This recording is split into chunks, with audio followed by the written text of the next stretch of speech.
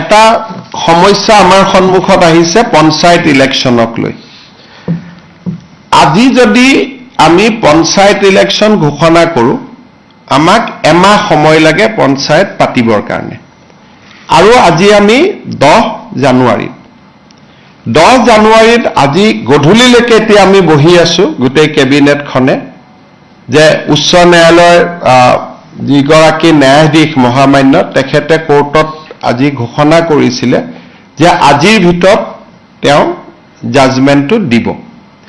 কিন্তু এতিয়ালৈকে আমি বহি আছো জাজমেণ্টটো অহা নাই গোটেই কেবিনেটখনে ইনফেক্ট 3 ঘণ্টা সময় আমি বহি আছিলো যে জাজমেণ্টটো আহিব অলপ পিছত আহিব এতিয়া আহিব এনেকৈ আমি অপেক্ষা কৰি আছো ইনফেক্ট দিনৰ 2টা বজাৰ পৰা আমি অপেক্ষা কৰি আছিলো সাধাৰণতে চৰকাৰসমূহে পঞ্চায়ত পাতিব নোখোজে যে আমি পঞ্চায়ত নাপাতো ইমান ইলেকশ্যনত আমি ৰিস্ক নলওঁ বিশেষকৈ বিধানসভাৰ নিৰ্বাচনৰ আগে কোনো চৰকাৰে পঞ্চায়ত পাতিব নোখোজে আমি পঞ্চায়ত পাতিবৰ কাৰণে উদ্গ্ৰীৱ হৈ বহি আছো কিন্তু এই পৰ্যন্ত মই অলপ আগতে মহাঅধিবক্তা দেৱজিৎ শইকীয়াক টেলিফোন কৰিছিলো তেওঁ কৈছে যে এই সময়লৈকে জাজমেণ্টটো ডিক্টেশ্যন হৈ আছে জাজমেণ্ট অহা নাই বা যি ধৰণৰ কথা আজি যদি ৰাতি 12টাৰ আগতে আমি জাজমেণ্টটো নাপাওঁ পজিটিভ বা নিগেটিভ যি নহওক তেতিয়াহ'লে আমি পঞ্চায়ত ইলেকশ্যনটো একেবাৰে মেট্ৰিক বা হায়াৰ ছেকেণ্ডাৰী পৰীক্ষাৰ পিছলৈকে লৈ যাব লাগিব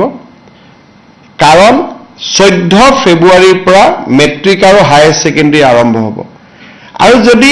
এবাৰ ইলেকশ্যন কৰিলে একমাহ সময় লাগে নটিফিকেশ্যনৰ পৰা আৰু 2টা ফেজত কৰিলে আজি হ'ল 10 তাৰিখ 10 ফেব্ৰুৱাৰীত এটা হ'ব পাৰে 12 ফেব্ৰুৱাৰীত এটা ইলেকশ্যন হ'ব পাৰে কিন্তু আজি যদি ৰাতি 12টাৰ আগতে যদি হাইকোৰ্টৰ পৰা অৰ্ডাৰটো ওলাই নাহে আৰু পিছৰ 10 দিনো হাইকোৰ্ট বন্ধ আছে গতিকে তাৰ পৰিপ্ৰেক্ষিতত মই ভাবো যে পঞ্চায়ত ইলেকশ্যন পতাটো অসম্ভৱ হৈ পৰিব কাৰণ মেট্ৰিক আৰু হাই ছেকেণ্ডাৰী পৰীক্ষাৰ মাজত পঞ্চায়ত ইলেকশ্যন পাতিব পৰা নাযাব গতিকে যিসকলে মোক সুধি আছে যে পঞ্চায়ত ইলেকশ্যন কেতিয়া হ'ব মোৰ উত্তৰ এইটোৱে যে চৰকাৰে আজি 3 দিন ধৰি আৰু কেছবিলাক হৈছে অকল এটা কৰিমগঞ্জ জিলাৰ 19খন পঞ্চায়ত লৈ বাকী অসমখন ইয়াৰ লগত জড়িতই নাই কৰিমগঞ্জ জিলাৰ 19খন পঞ্চায়ত লাগিলে কৰিমগঞ্জ জিলাত ইলেকশ্যন নাপাতিলেও হৈ গ'লহেঁতেন বাকী জায়গাখিনিত ইলেকশ্যন পাতিব আমি অনুমতিটো পালে আমি ইলেকশ্যন পাতি দিলোহেঁতেন এই 12টা বজালৈকে আমি অপেক্ষা কৰিম কিন্তু আজি যদি ৰাতি 12টা বজাৰ ভিতৰত যদি নাহেগৈ হাইকোৰ্টৰ পৰা তেতিয়াহ'লে মই ভাবো যে মেট্ৰিক আৰু হায়াৰ ছেকেণ্ডাৰী পৰীক্ষাৰ আগত ইলেকশ্যন হোৱাটো অসম্ভৱ হৈ পৰিব আৰু এই ইলেকশ্যনো পিছুৱাবৰ কাৰণে কোনে লাগি আছে কংগ্ৰেছ দলৰ কৰিমগঞ্জ দলৰ প্ৰাৰ্থী হাফিজ ৰফিজ আহমেদ চৌধুৰীয়ে গোটেই কেছটো কৰি আছে আৰু তাৰ পৰা বুজা যায় যে গোটেই পঞ্চায়ত ইলেকশ্যন খেলিবৰ বাবে হাফিজ ৰফিজ চৌধুৰী আৰু তেওঁৰ সংগীসকলে সাহস কৰিব পৰা নাই আৰু সেইকাৰণে কেছটো কৰি পেলাই পঞ্চায়তটো পিছুৱাই আছে নিয়মমতে পঞ্চায়ত পাতিব লাগে যে চৰকাৰক বিপদত পেলাওঁ পঞ্চায়ত পাতি দিওঁ কিন্তু ইয়াত ওলোটা হৈছে যে বিৰোধী পক্ষৰ একাংশই কাৰণ হাফিজ ৰফিজ চৌধুৰী কংগ্ৰেছ দলৰ অফিচিয়েল কেণ্ডিডেট হয় আৰু আন যিগৰাকী অধিবক্তা তেওঁ কংগ্ৰেছ দলৰ দিনতে সলিচিটৰ জেনেৰেল হৈছিলে দিল্লীত গতিকে 2জন অধিবক্তাই আজিও তেওঁলোকে আৰ্গুমেণ্ট 3 দিন আগত শেষ হ'ল আজিও 2 ঘণ্টা আৰ্গুমেণ্ট কৰিছে গতিকে কিহৰ কাৰণে তেওঁলোক পঞ্চায়তৰ কাৰণে সাজু হ'ব পৰা নাই মই নাজানো কিন্তু তৃণমূলক গণতন্ত্ৰ বচাবৰ বাবে এবাৰ আমি বহুত কৰিছিলো পাৰ্টি লেছ কৰি দিছিলো যে কোনো পাৰ্টিৰ হ'ব নালাগে যাতে অৱসৰপ্ৰাপ্ত শিক্ষক অৱসৰপ্ৰাপ্ত ডক্টৰ সকলোৱে যাতে ইলেকশ্যন খেলিব পাৰে ভাল পৰিৱেশ হয় পঞ্চায়তৰ পৰা দুৰ্নীতি নোহোৱা হয় যি নহওক আমিতো হাইকোৰ্টৰ ওপৰত মাতিব নোৱাৰো গতিকে ৰাতি 12টালৈকে অপেক্ষা কৰিম আৰু 12টাৰ আগত যদি জাজমেণ্ট পাওঁ হ'ব নহ'লে আৰু এইটো মেট্ৰিক হায়াৰ ছেকেণ্ডাৰী পিছলৈকে পিছুৱাই যাব তাৰ পিছতো বানপানী আহিব বা বানপানী থাকিব কি পৰিৱেশ হয় আৰু এতিয়াই ক'ব পৰা নাযাব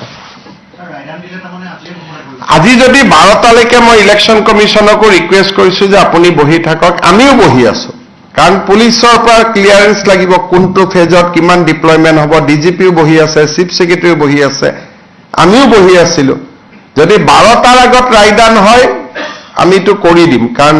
যিজন ন্যায়াধীশ